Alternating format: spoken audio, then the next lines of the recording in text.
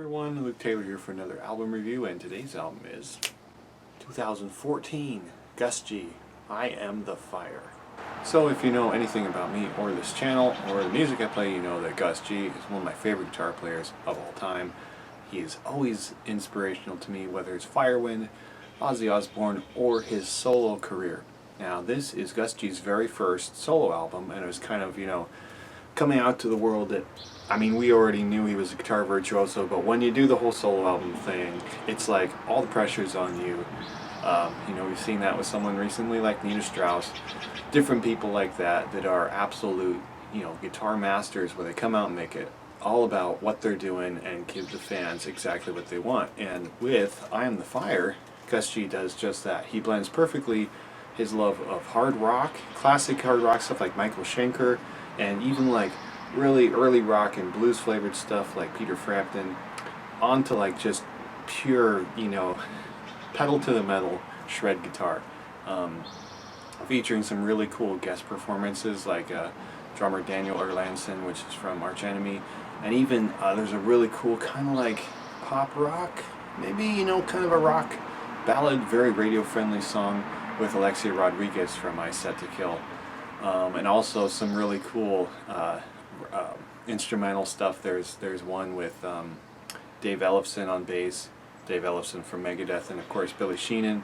Billy Sheehan, one of the best bass players in the world. So there's some real, guitar nerd performances here that are just mind-blowing. But overall, as an album, this is really basically Gus's heart. It's got some really cool moments that are like just, vintage Gus, and it doesn't have like a style attached to it. Basically, that's the coolest thing about a solo album. It's not like, yeah, we're a power metal band, or we're, speed metal, or this kind of metal, or this kind of hard rock, or whatever. It's actually Gus being able to do what he wants, and that's hard rock in some moments, fist dump, fist raising stuff, or just flying on the fretboard.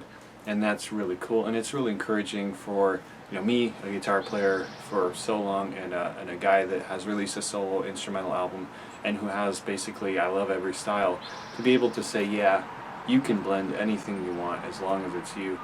And Gus with Firewind and his fire tattoo and fire inlays on his guitar, this is obviously what he wants to bring to the world, and it's really cool. I think it's really a big win, and it's very encouraging, and it's awesome to listen to. So Gus and company did a great job with this one. My rating, gold. Also, selfishly, on a guitar player side note, Gus is playing my favorite guitar that he's ever had. He's had a few I should say, signature guitars over the years. And if you can see here, this is my favorite one. This is the ESP Eclipse, and on the back here's a cool picture of it too. It's like got this cool gothy graphic, and it's a Les Paul style.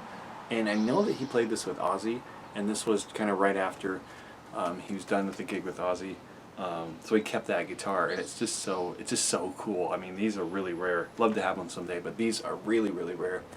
And he's with Jackson now. I don't really like the Jackson guitars. These ESP guitars are so cool, and of course he's had a lot of them over the years, the star shape, but this is my favorite. I just wanted to throw that in there because I can hear the sound of this one, and this one sounds good. Alright, so are you a fan of Gus G? Have you heard this solo album? Have you heard any of his other solo albums? He has 3, and I will be reviewing Fearless at some point. Do you like Firewind? Do you like what he did with Ozzy? Who should he work with next? He's such a great hired gun. So please, in the comments below, let me know, and we will talk about it. Please take care. Have a great day. See you later.